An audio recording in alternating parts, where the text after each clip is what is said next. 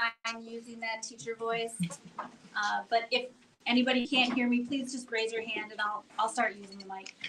Again, feel free to take care of your needs whenever you need to. Grab more food if you want, do what you gotta do. But we're gonna go ahead and get started if that's all right. Thank you for joining us tonight. I'm really excited to see you all come out to talk about school meals and how important it is.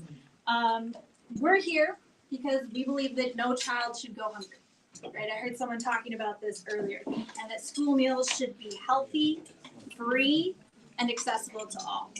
So before we begin, I actually would like us to pause for a moment to reflect together.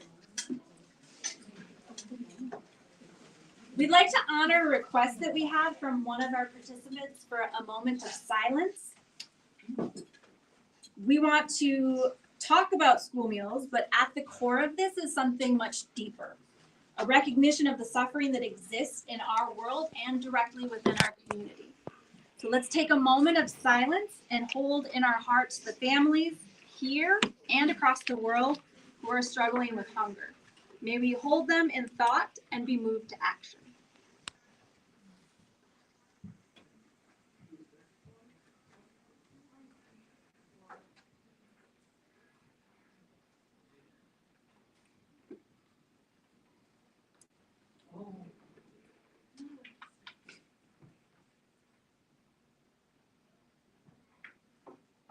Thank you. So, I'm Natasha Sullivan. I'm the Education Justice Center Coordinator with Madison Teachers Incorporated. And like many of you, I wear multiple hats. I'm an educator, a union organizer, and an advocate for food justice. I've worked in classrooms all over throughout the last decade. And I know firsthand how food or lack of it shapes our students' lives. So let's begin by asking, why talk about school meals at all? Because food is foundational. 1 in 6 children in Wisconsin experiences food insecurity. And for many of those students, school meals are the main or only source of nutrition. But this conversation isn't just about calories. It's about health, it's about equity, and dignity. When we talk about school meals, what we're really talking about are whether or not the systems reflect our care. To understand what's possible, we need to first understand how the system currently works and why it's falling short.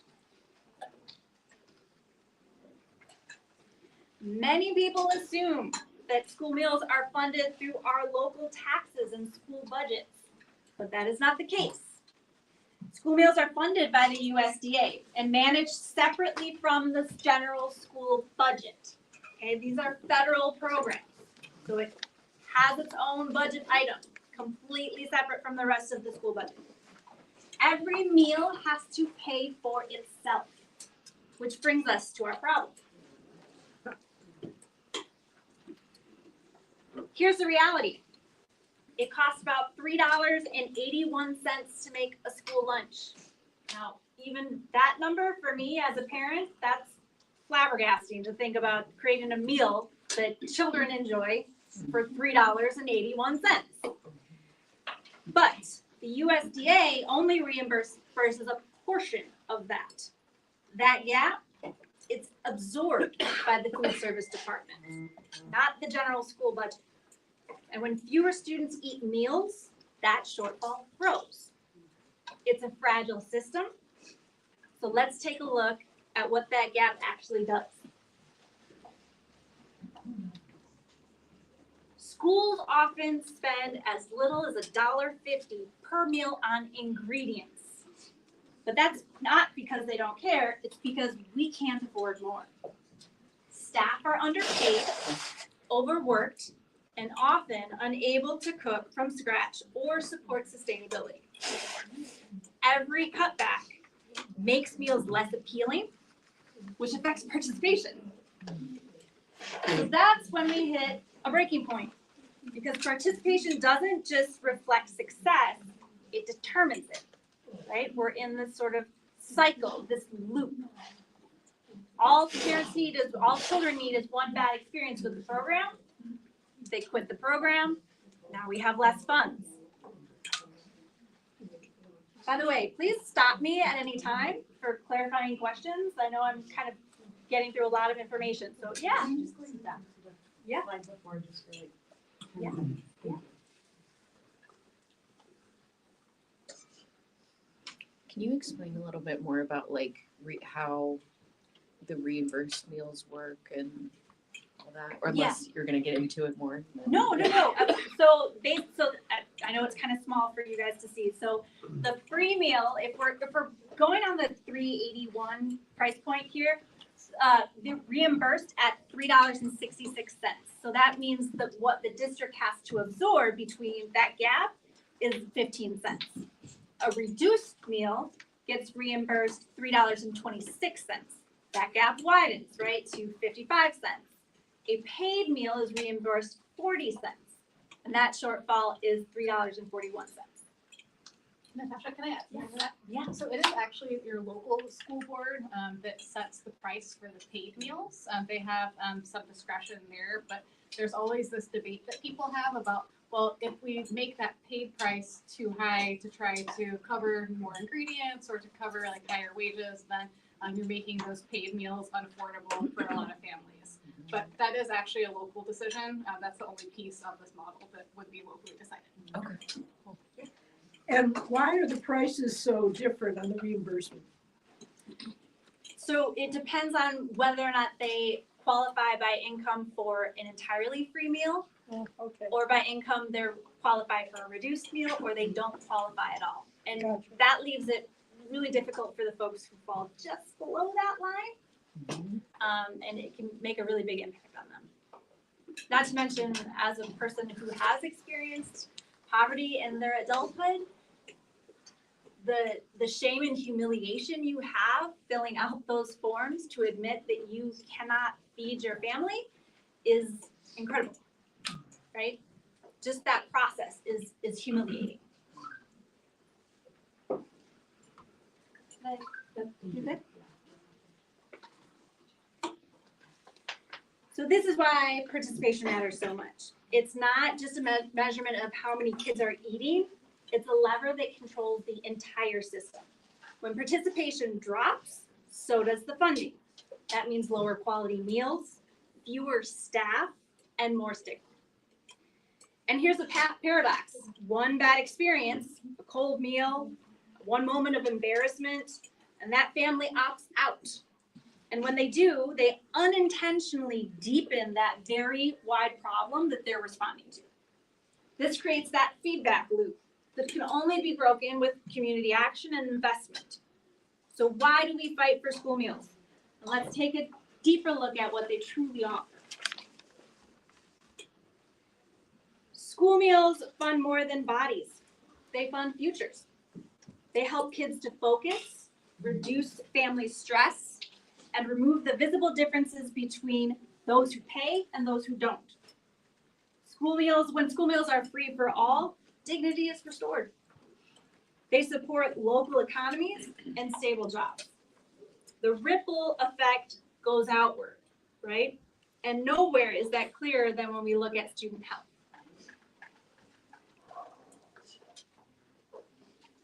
Kids who eat at school have more fruits and vegetables and whole grains. In fact, these meals are often the healthiest ones that they get all day.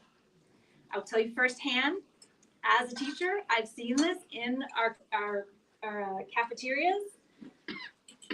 Kids want things naturally that are not so healthy for them, right? Even the packaged items that we have are specially curated for our schools. So the goldfish that you get at school is not going to be the same goldfish you get at the grocery store. Nutrition programs are bound by USDA guidelines, and in many cases, they exceed what is happening at home. But health is more than just nutrients. It's about well-being. So let's talk about how these meals support learning and emotional health too. When kids are well fed, they show up mentally, emotionally, and physically.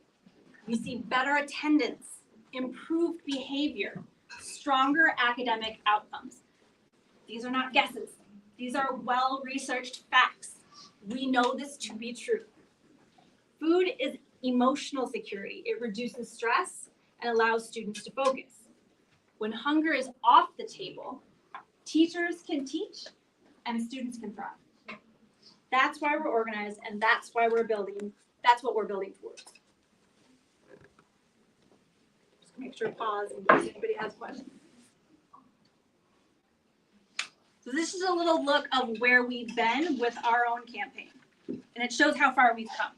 What began as grassroots organizing by the MADSA campaign here has evolved into a citywide campaign and a statewide campaign. From community petitions to fundraising to pressuring the school board and building coalitions, we've gained some ground.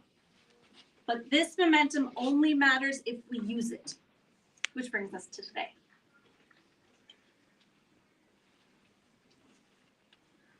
Tonight, we've brought together a panel of educators, students, and community members who care deeply about food justice. We're working with MMSD leadership, engaging families, and supporting the Healthy School All legislation at the state level, thanks to Ms. Hall. Tonight, we continue to work towards that by learning from each other and amplifying the voices of those who are most affected. So on to our panel. We have some very lovely guests joining us for today. Alana, would you like to come up? Tonight's panel brings together some powerful voices in our community and within this movement. We have Representative Francesca Hong, who co-authored the statewide bill. Dr. Jennifer Gaddis, a national expert in food justice in schools. We have students from East High. I'm sorry I didn't get your name, so that's up there as a question. Who bring their own lived experience. They are part of the Equity Food Club at East High School. And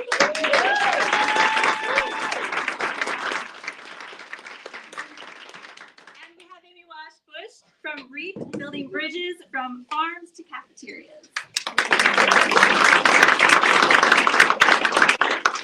So they're here to help answer questions and to discuss how this issue is affecting you and what you can do. We do have some questions that people have pre-submitted, but I would love to start with questions from y'all on any of this that came up or stuff that did not come up. So does anyone want to be brave and start? Yes, please. Y'all just tell me the what's the thresholds for the free and reduced lunch in terms of like what families make and what the process is now for like signing up for the program? I can tell you loosely. Do you know numbers actually? What was her question? The question was what is the threshold for who qualifies for free lunches, who qualifies for reduced, and who doesn't qualify? Monetary? Yes. Yeah, I can answer that in general. So basically at the federal level, it's set to where anyone who in their family would be 130% or less of the federal poverty line would qualify for free meals. If you're between 130 and 185% of the federal poverty line, then you would qualify for reduced price meals. So what states end up doing is they'll take basically that federal calculation for like whatever the federal poverty level is for a given year, and then they'll make a table that shows like, okay, well if you're a single head of household with this many children, then you would fall into this income bracket, or if you have 2 adults and 2 children, you would fall into these different brackets. So it's kind of a weird thing where you kind of have to do a little digging on the internet to actually get like the table that shows what those numbers are, because a lot of school districts just want you to apply if you think you're eligible. But I think that a lot of the advocacy work that Healthy School Meals for All in Wisconsin and other states have done, they really try to tell people, like for example, like for a family of 4, if you earn more than about 40-something thousand in the state of Wisconsin, you would not qualify for free meals. So I think that for a lot of people, when they hear what the actual threshold is, it's lower than what most people expect. And so you see a lot of different states around the country as like a first step toward free school meals for all, trying to at least get like those families that would fall into the reduced price category to get them access to free school meals as a step toward universal. But it is dependent on the family household size, but it's tied to those federal poverty levels. And I will say, this is a thing that I think is lost a lot in this conversation, is the process of applying, right? So we have folks who are employed full-time to process those applications, to decide who qualifies and who doesn't. If we didn't have to do that, those resources, that HR piece could be shifted to other areas to make the quality of our meals better, right? It should be an opt-out program. That would not only, as Natasha said, reduce those administrative costs and burdens, but we're not requiring families to have to go through a burdensome process. And a lot of these forms are not written, they're incredibly intimidating. They ask for a lot of information. We know that privacy and security surveillance is a very big concern for many of our most underserved families. So for this to become, a process where if you do not want your student to participate in this program, it's on you then to opt out, as opposed to having all of these hurdles, where as Dr. Gaddis mentioned, many, especially a family of four, between $40,000 and $50,000 when you have two kids, you're looking at about $150 a month for your meals. And with rising costs right now, too many families facing economic insecurity, those folks shouldn't have to continue to make a very stressful decision about when and how they're going to be able to feed their kids. When you know that every kid in your family is going to have access to a free breakfast, lunch, healthy, delicious, nutritious breakfast and lunch 5 days a week, it is a game changer. And in the summer as well. I'll just add on one quick thing to what Rep. Hong was saying. I think one other thing that people don't always realize about the free and reduced meal eligibility application process is that you can actually apply at any time. So a lot of families, their finances aren't necessarily the same, for a whole academic year. They might have like a major loss in income, or they could actually, have their income increase. And so one thing that people don't always realize is that they can actually apply, at any point during the year. And so I think a lot of people just think that, we do that at the start of the year, or we don't do it at all. So I think that that's another thing to kind of keep in mind, especially if you know people like in the community. I think a lot of people right now are facing some pretty intense things with, just more people being let go and all that from jobs. So do keep that in mind, that people are able to apply at any moment. Yes, go ahead. So with the cuts in legislation, how does that impact what we're trying to do? So there are threats to cuts right now. And the legislation, unfortunately, is still in committee, mostly because of cruelty and lack of political will from the majority party of Republicans. But it's also, we're in a budget process, so a lot of legislation is kind of on hold until the state passes the big budget where they decide how our tax dollars are going to be invested back into communities and used. With what's going on at the Department of Education, there are additional threats to funding cuts specifically for this for the school meals program. But like so many other cuts, the faucet might get turned off, but then there ends up being state lawsuits, which I anticipate Wisconsin getting into another one because there was a compliance letter that the Trump administration sent down threatening more cuts. And so it's unfortunately a lot of uncertainty. But I would say the most immediate impact right now are, and I think Amy, you can probably speak a little bit more to this, but contracts with farmers and local food purchasing. What happened with the USDA cutting almost $1 billion across the country, where there were farmers who were being paid to grow food for our kids, and now they're no longer being paid. And so the threats of federal funds being cut, farm to school programs being cut, or right now as opposed to the free and reduced lunch program, it's a little bit of a wait and see. There was a deadline to comply with a letter that in itself had what lawyers say are legal deficiencies, and so it's a mess, and I anticipate that funding to get tied up in the courts again. If anyone's interested, I would say that FRAC at the national level is doing a lot of advocacy work, and there are some pretty good materials online that can help you communicate to elected officials at the national level about not only protecting funding for school meals, but also for SNAP, because I think that it is important to recognize that those are both federal programs that are going to be potentially like very impacted by budget cuts that are programs that families rely on.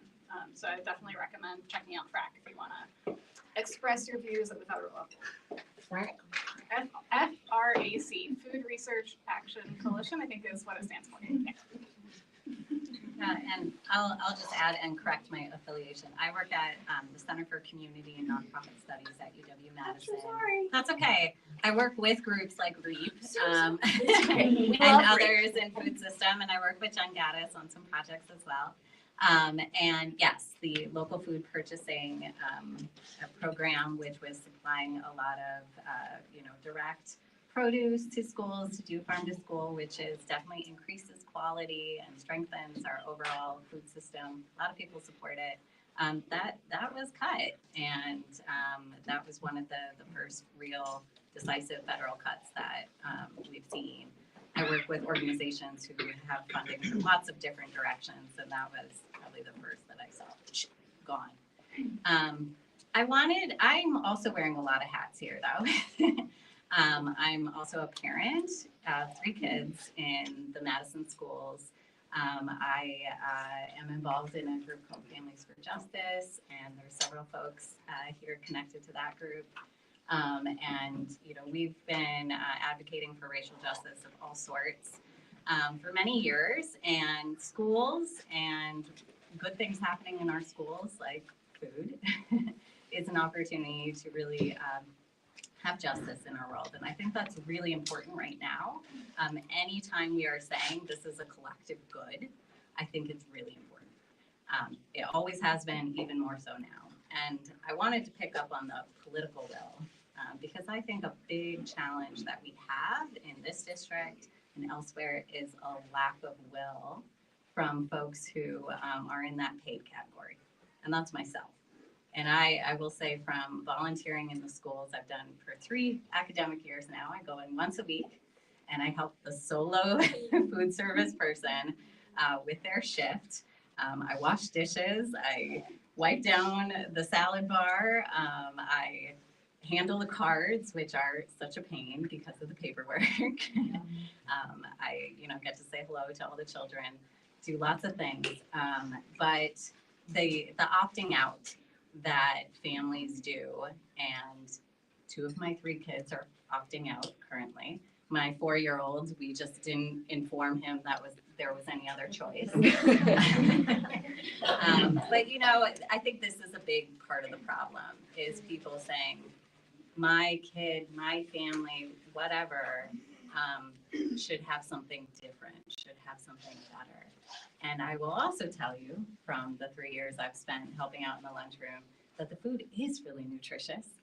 It is high quality. Yeah, we had some dark times 2 years ago, but that was pandemic packaging, I would say mostly.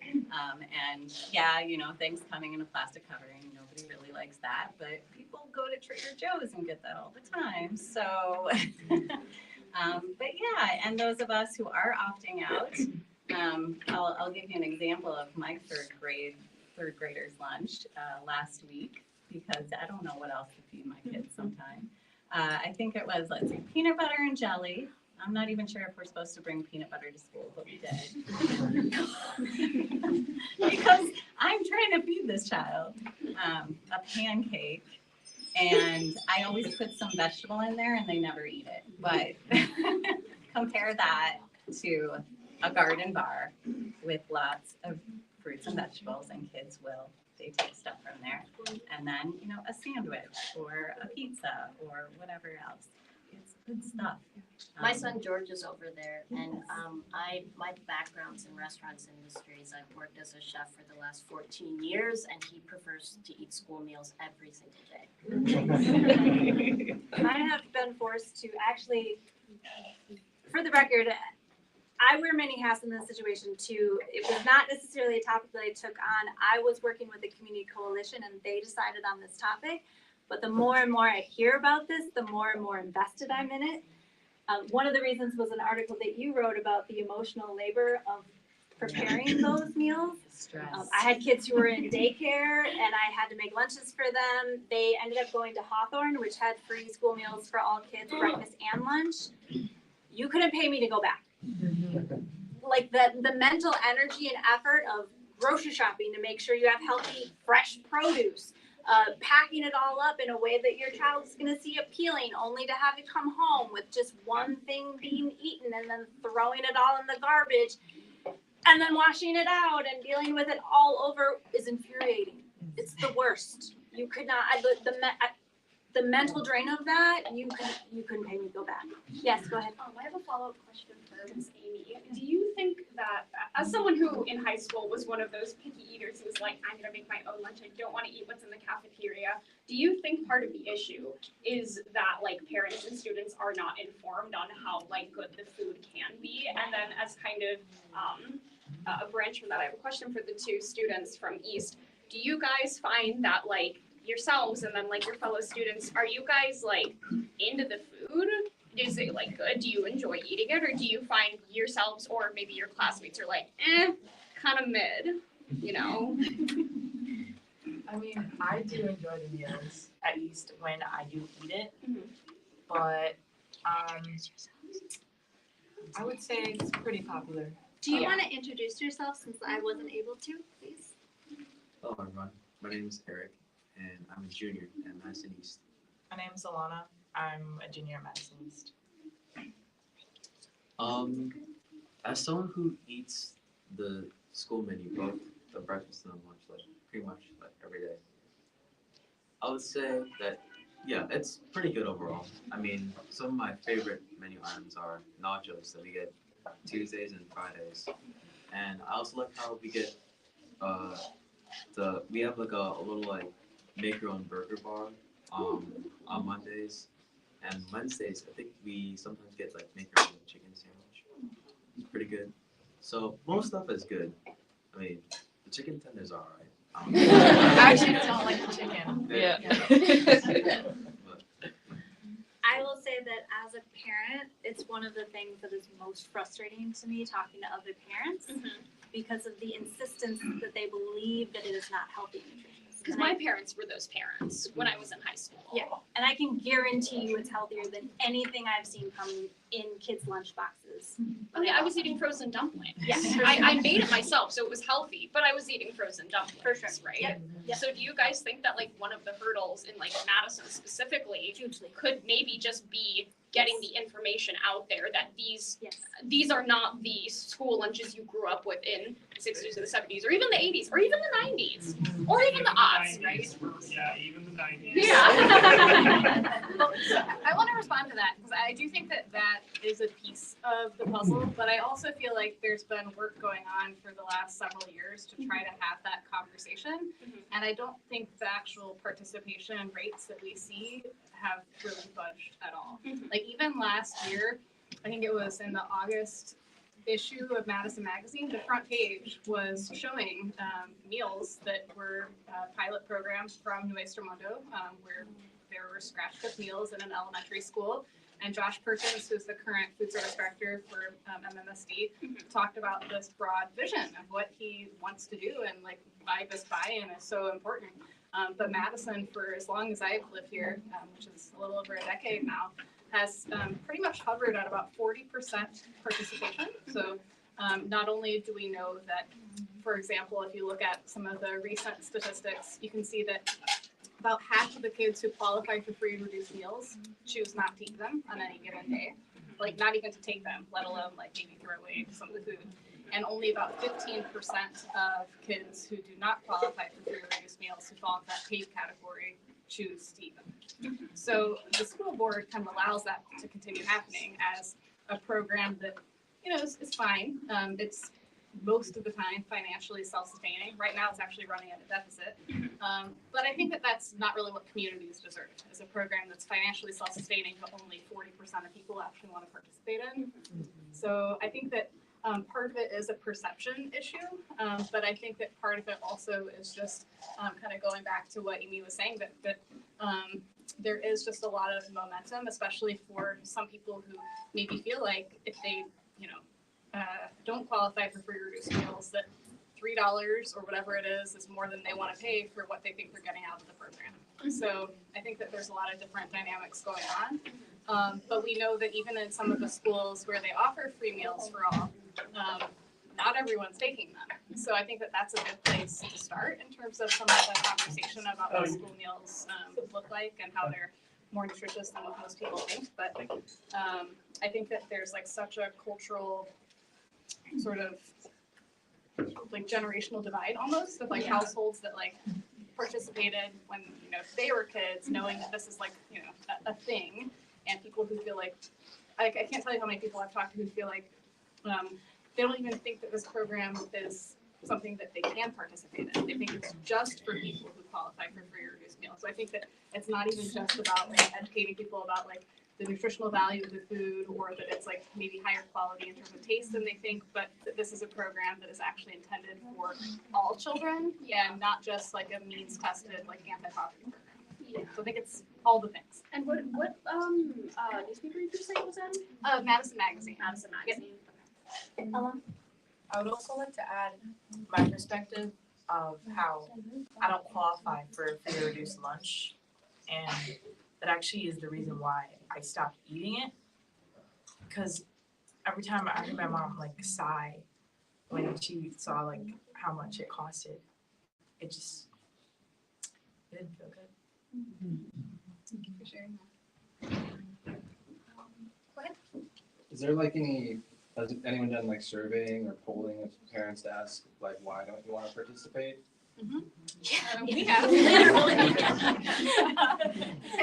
I think that it's a mix of factors.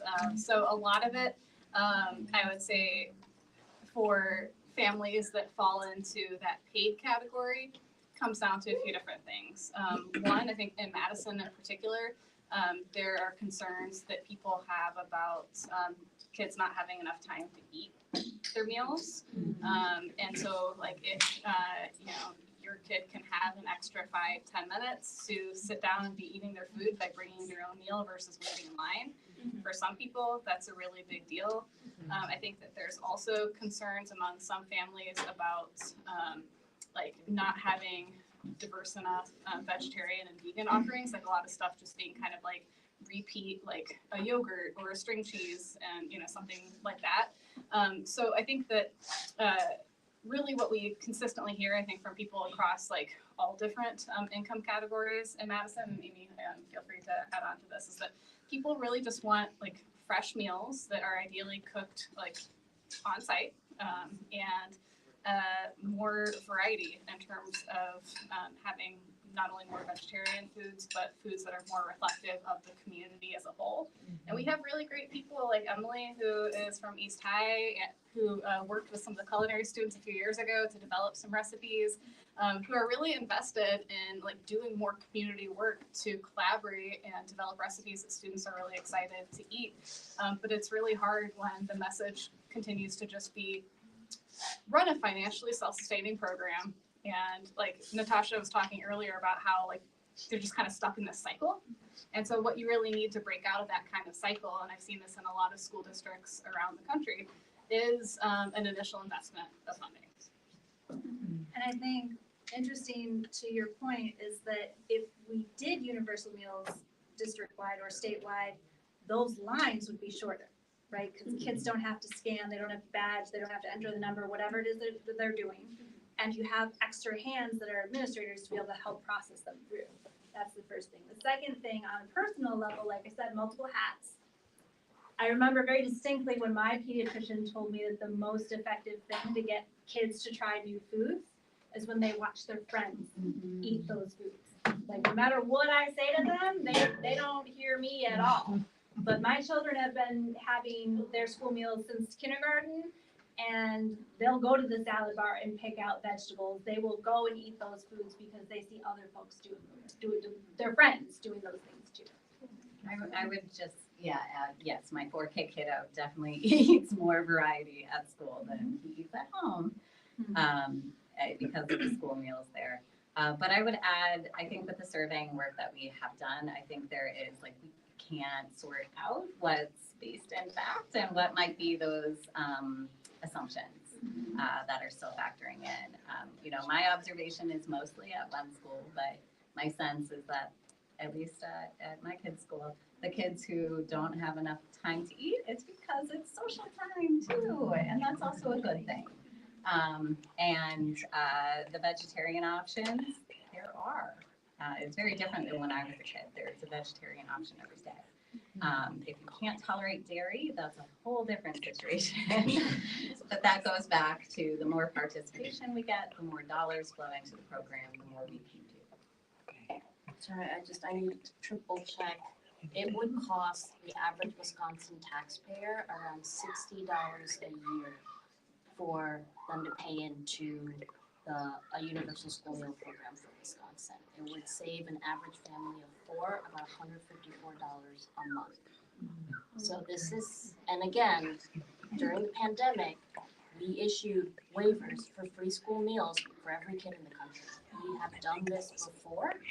Yes, abolish means testing, but this is something that we can choose to invest in.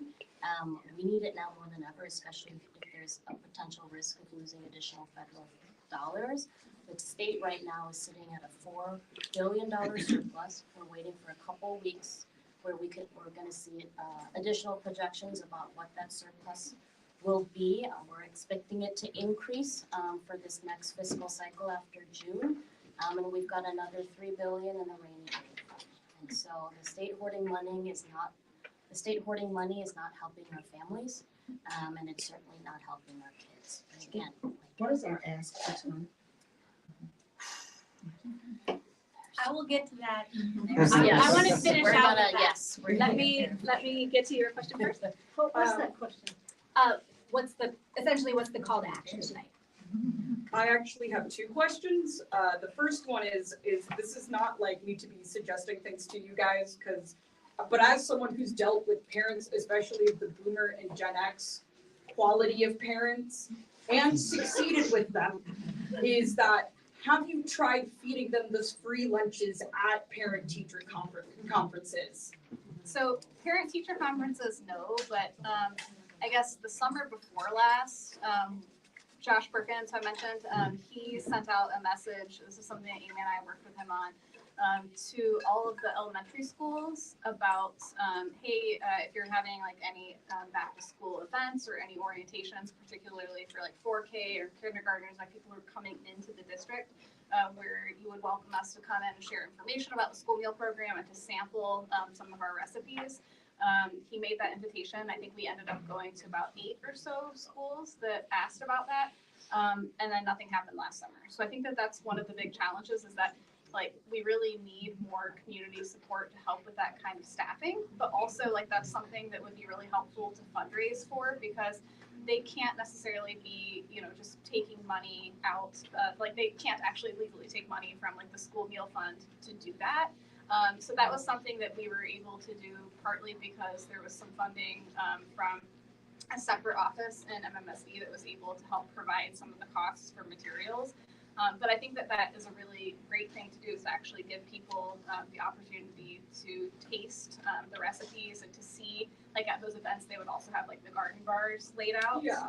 So I think that would be a really great place to have community support. Well, because the reason why they might not believe the stuff you guys are putting in the paper and stuff like this, because I know I experienced this as a kid. There was a point between, I want to say 2010 and 2012, where the announced foods and what you would be eating and what they would show would not be what you were served.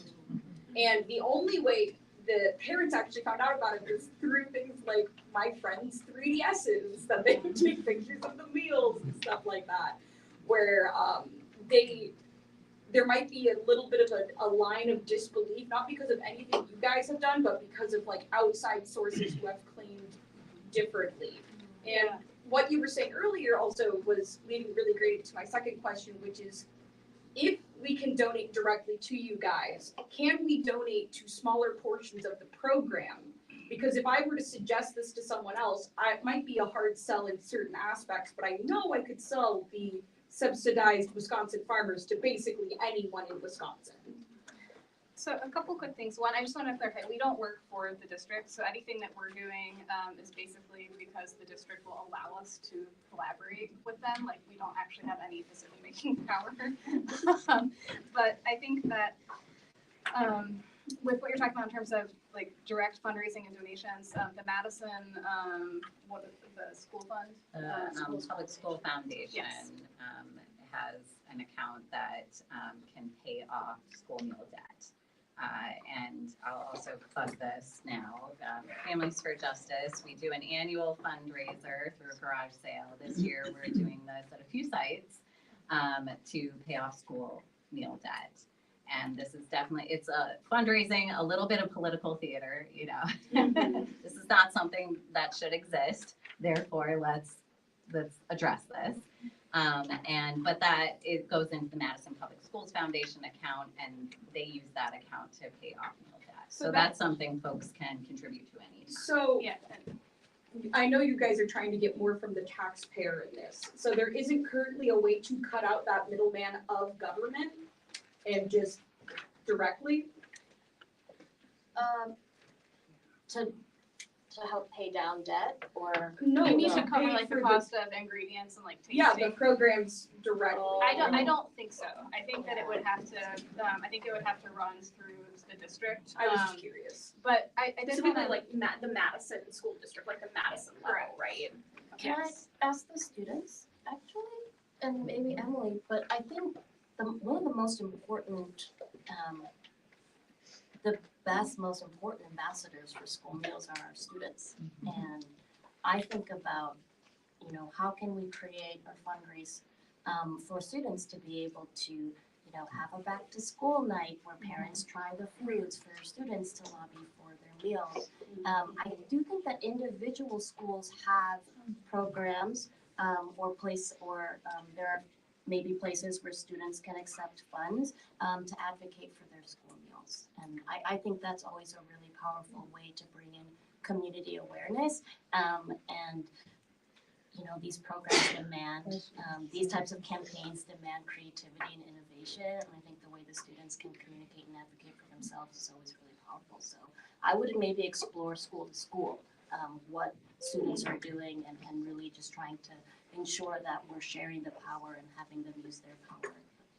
I think building on what Hong was saying too as well, I remember a couple of years ago, there were some students from Memorial who actually did a photo voice project where they were taking pictures of like their school meals, but also like the cafeteria spaces, and then kind of writing captions on those pictures about like, what the meals or the kind of spaces meant to them. And I think that there could be a lot of opportunity. I know I've talked to Josh a number of times about how like there are some districts that have really great social media where you see a picture of what the meals look like every day. And MSC just does not do that. And they don't really have a marketing person who will do it. And I think that that is where like there could be a lot of space for interested students or teachers or even volunteers in spaces to be just doing more of that everyday like work of storytelling, of just literally just taking a picture of what your plate looks like and posting it online, not in this like, hey, this looks really terrible, look how terrible this looks, but like actually, you know, trying to shift people's opinion about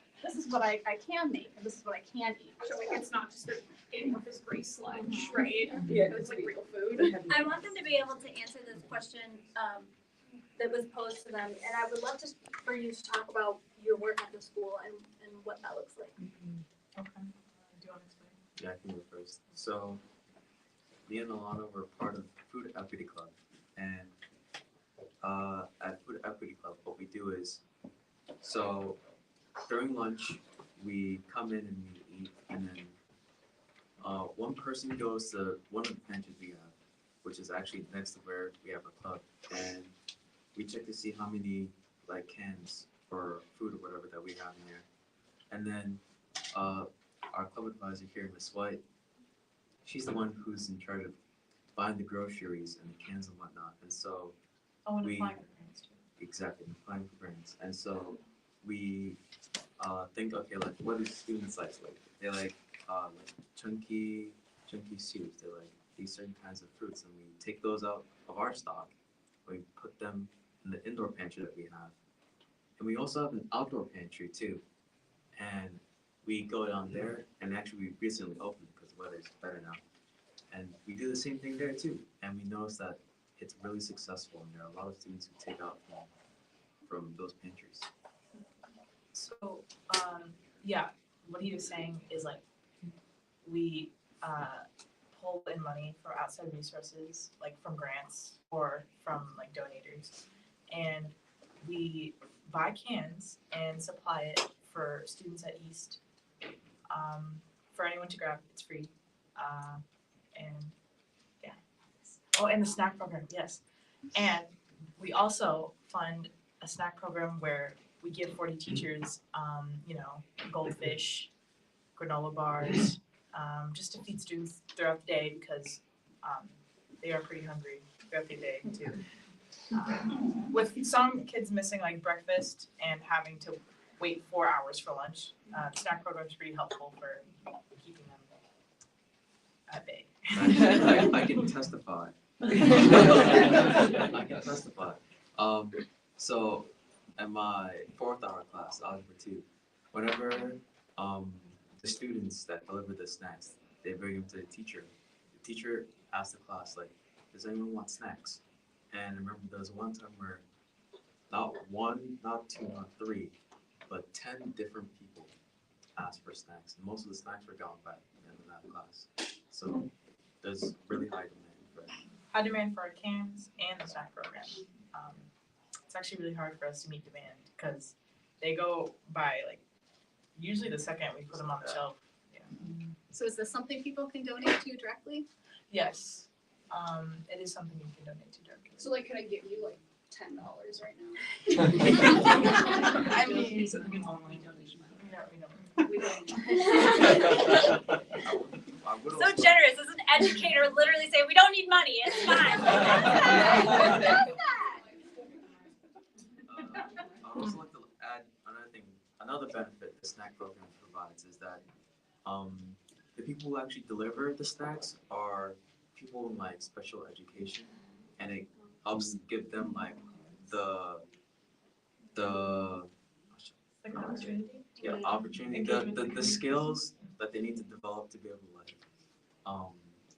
like interact with others and like provide services and whatnot. So.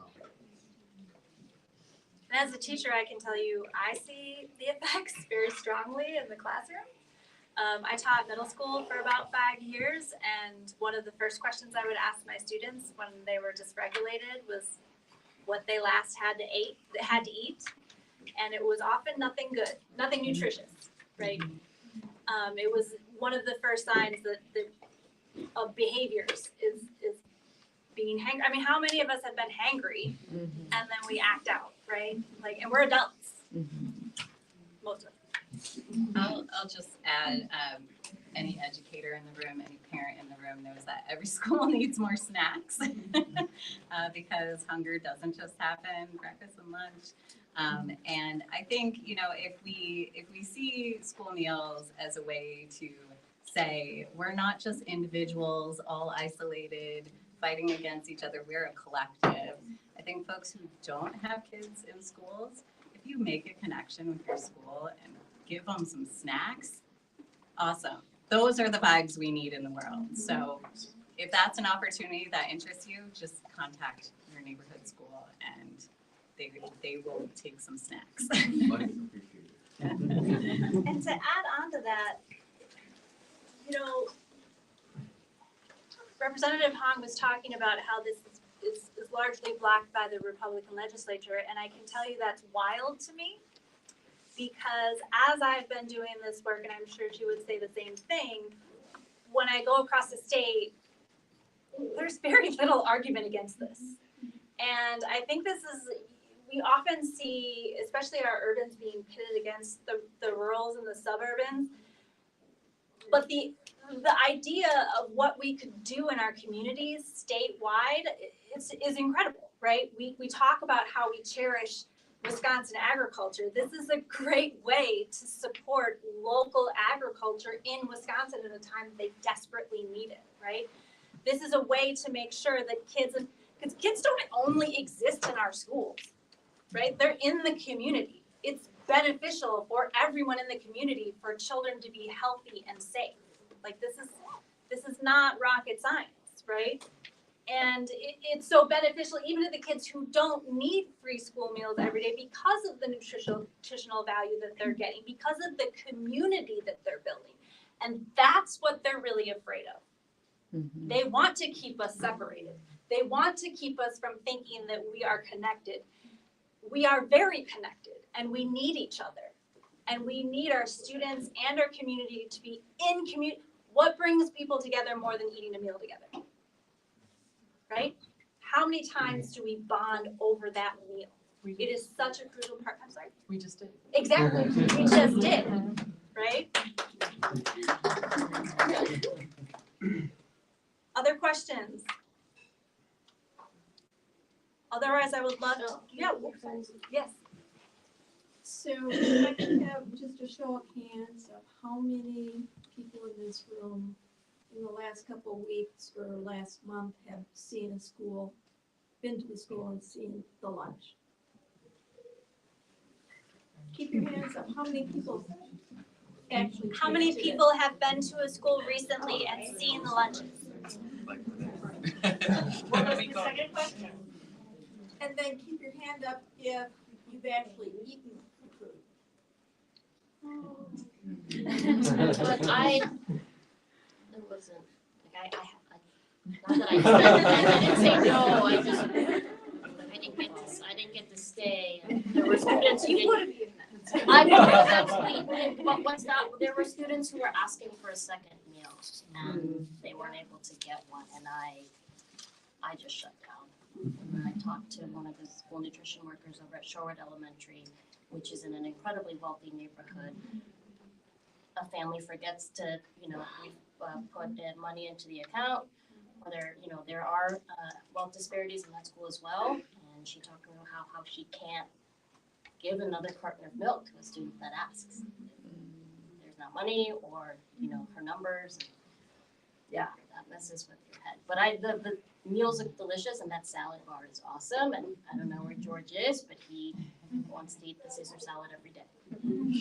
I just encourage, as we're becoming active advocates, that you do go to your schools, you do see the food, you figure out a way to eat it, because that's the way we're going to get the change. Is because our voices, the kids have voices in this to a point, okay, budgets and other things. But we as community and parents have a much stronger voice. And that's where we need to be active. We need to know what it is so that we can talk about it intelligently. One of the things I just wanted to address, I didn't get to address it earlier, but you had mentioned some discrepancies in the menu and like what was showing up in the actual cafeteria. One of the things that a lot of folks don't know is that because of budget restraints, this is why our meal program operates the way it is. So it's all made at Flom Road. It's packaged up and shipped out to schools. The main reason it is that way is because our school buildings, most of them do not have full service kitchens. So even if they wanted to do meals in the site, they could not. All they have is a warming oven, okay? Which means that most of our schools do not even have one full-time food service person. They have a half-time food service person at most. So what happens when that person is sick? When there's a disruption in distribution, right? This is how we get the irregularities. and then those stories get amplified. Yeah, so there was actually a point, actually, after we stopped doing the federal program, having all kids have all meals, there was a rough, like, 6 months there where we were still in COVID. So food service folks were getting sick, right? There was no one to replace them. So you saw like these people posting, oh, my kid had pizza every day for the last week. That food service system broke down because of COVID, because of distribution issues, because there's not even a full-time person there, right? 16 years of the state underfunding our public schools. Right. You know, I would actually like to add, I think that school breakfast, that's also the reason I don't like eat it anymore, because it's not like varied at all. It's just bagels, yogurt, string cheese. It's that every day. And they used to have like a variety. Remember the muffins? Those are so good. they don't ever bring them. So can I mention something about the muffins? That's actually something that they have like a large scale bakery in this central kitchen at Long Road. They can make muffins in-house in MMSD, but it's all a question of staffing. That was actually one of the things that they used to do a lot of like farm to school kind of bakery stuff with. They would make like zucchini and other kinds of muffins. I don't know if they have marketed it in that way too all, but like zucchini and pumpkin and other kinds of things were often incorporated into the muffins as like a farm to school item. And one thing I learned recently from Josh Perkins is that apparently a lot of the elementary schools that also have a middle school, so the combined schools, those are actually a place in the city that have a lot more ability to do scratch cooking. Like they have more of the basic infrastructure. So like not every place is equal. I think that a lot of the high schools actually already have quite a bit of capacity. It's a question of staffing and I think, really engaging students in terms of collaborating on what it is they all want to eat, making sure that you have enough people to use the equipment that's there to make good food. Some of the elementaries, like I think really it would require a lot of effort to convert those. But there's a lot of schools in the district where, it's a little bit easier of a lift. And there's, these referendums that just went through. So some of these schools will be getting remodeled. So I think it is really important as we're not only thinking about like food equity and food justice in terms of access, to also really be pushing the city, the school district to be investing in high quality food for the students. And I think universally what we pretty much hear is that people want just to have fresher food. And I think that that's something that we can also, make the argument for that that's going to be something that creates more full-time jobs for people in the city. I think that there's a lot of opportunity for people who, come from culinary classes like Emily's to like be the ones who are feeding really great food to students like across the district. But they're not going to want to do that if like they know that they can't advance beyond a part-time job, right? So we need these jobs to look better, and that's also something that I think with the Healthy School Meals for All Coalition in the state that Rep Hong and Amy and I have worked with is really a part of how we conceptualize how we get out of that cycle that Natasha was talking about and like build a new cycle. We really feel like if we are able to have more ability to be cooking with raw ingredients, we have a lot more ability to be sourcing food from farmers and from other producers in the state. And we can just create a whole different model of what this looks like in terms of community-based economies, which I think is a big part of the groups that are here. But we can't do it if we just kind of let the district continue to have 40% participation and say it's fine. And I just on that point of the menu doesn't match what's served. I've heard that a lot. My older kids would complain about that too. But I also think this is an area where folks with privilege need to get over themselves a little bit. Actually, it's a great thing for my kid to go to school and be like, oh, here are the choices today. We don't even look at the menu anymore. And there's something that they can choose. And that I think is actually a good thing. And I know from helping out in the lunchroom that sometimes it's because the food service professional there is adjusting to getting something from Central that they got an overload shipment of. No one expected it to come in. You're not going to put that food to waste, so it goes out.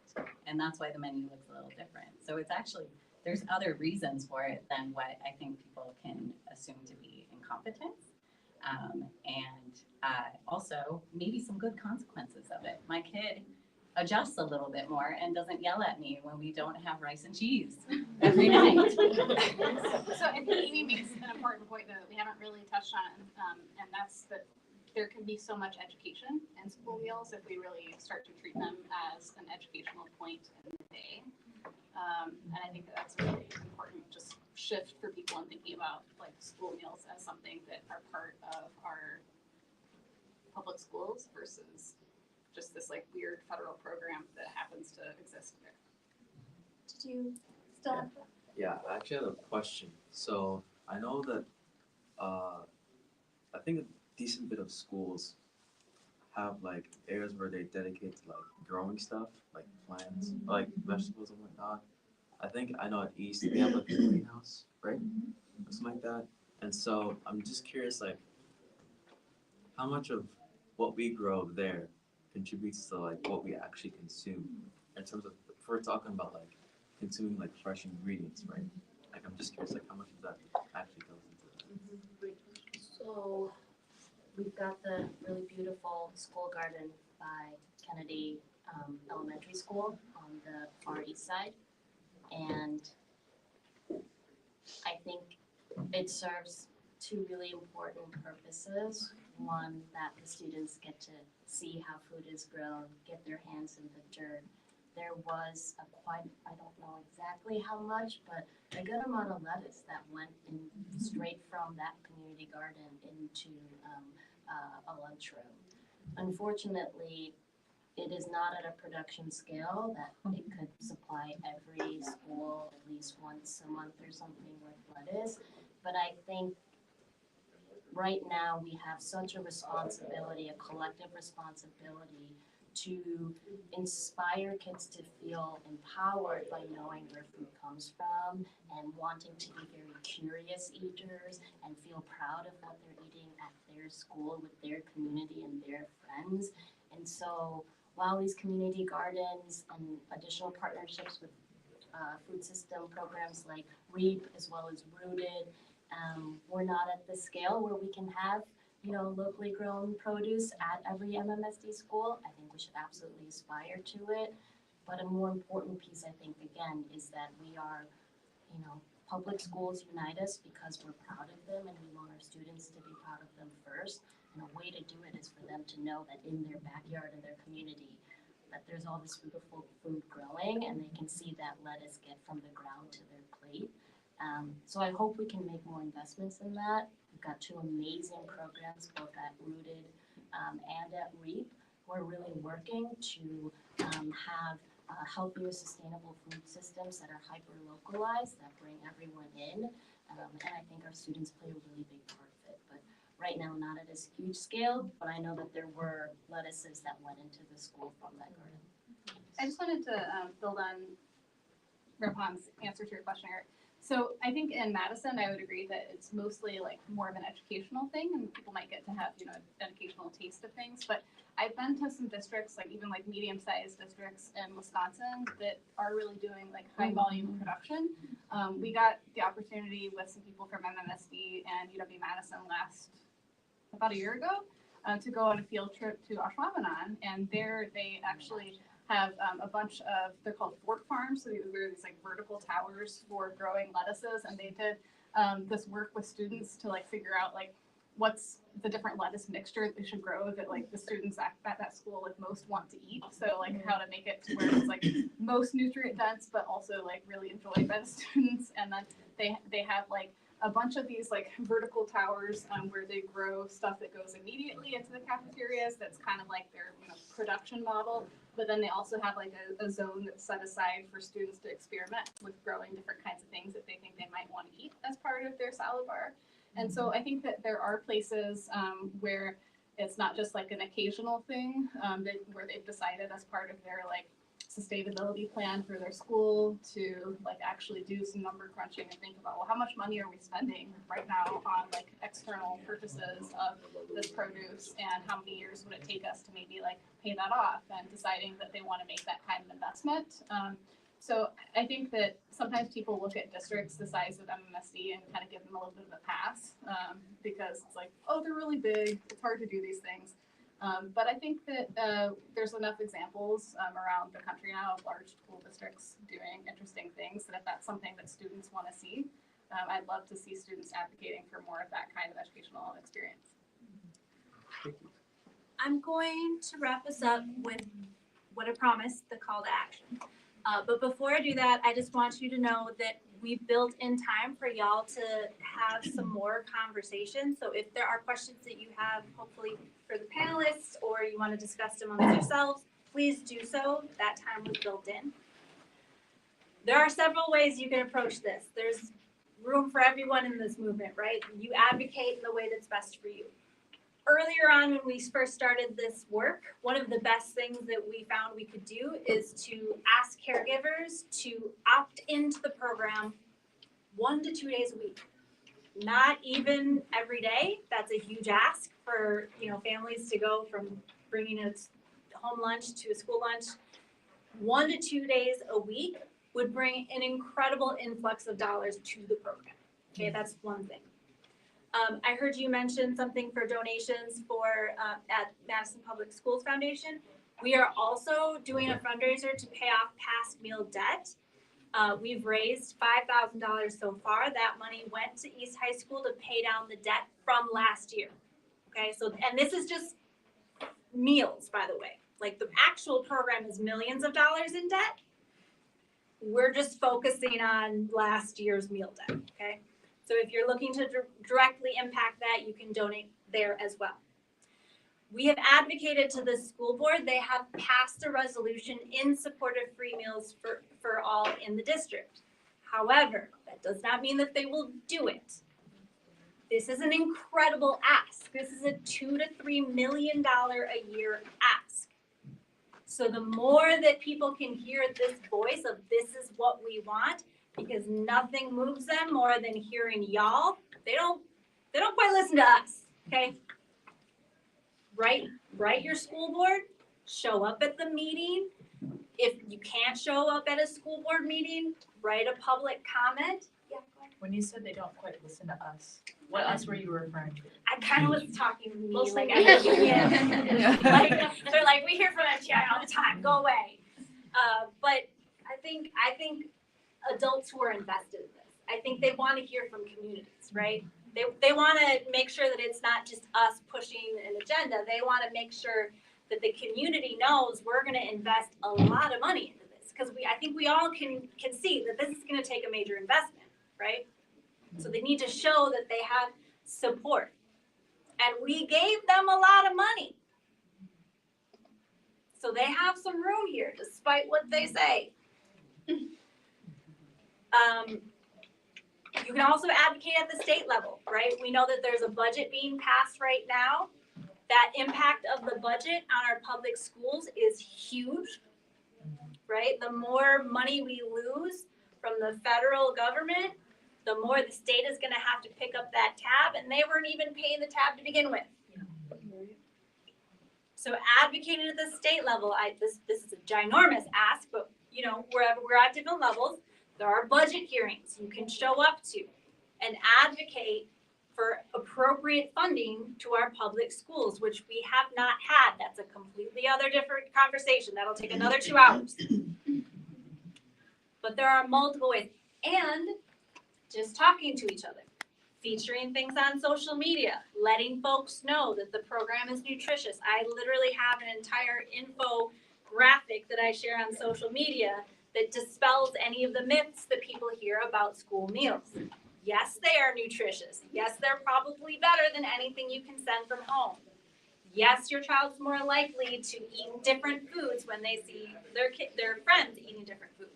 All these things are important to know. Yes, please. I remember there was a point brought up about like how lunches that you pack would get thrown away because of the time of like the lunch and the like recess break. So like would that also need to change to like school schedules too? The throwing out. No, like for Like longer, not having longer time. Yeah, just like not having enough time to eat. Oh, yes. Well, I could just briefly mention that there are currently 8 states that have passed free school meals for all legislation. One of them, Colorado, actually as part of their like package did address time to eat. So they were looking at things like from this like more holistic standpoint. But I think a lot of times it's a more localized decision for people about like you might be giving kids a certain amount of time to eat, but whether or not lunch is before or after recess, I think can be like scheduled based on like the individual building. But there is a lot of research that shows that if you have lunch after recess, kids are more likely to consume like a larger portion of their food. So, I mean, there are things like that people can advocate for. And lastly, I will say we do have most of y'all's emails. So don't delete. I know we're all probably getting emails from everywhere. But if this is something you want to see happen in our community, and I would argue that in this time, the best thing that we can do is band together as communities, especially local communities. Pay attention to this portion, right? We'll be advocating, we're fighting. This is probably a multi-year fight for us, but we're in it to win it. And so are you. Thank you for coming out on a Tuesday night, or Tuesday? Yes, Tuesday. On a Tuesday night and taking time out of your day. Again, please feel free to mingle and to chat, and we'll be in touch.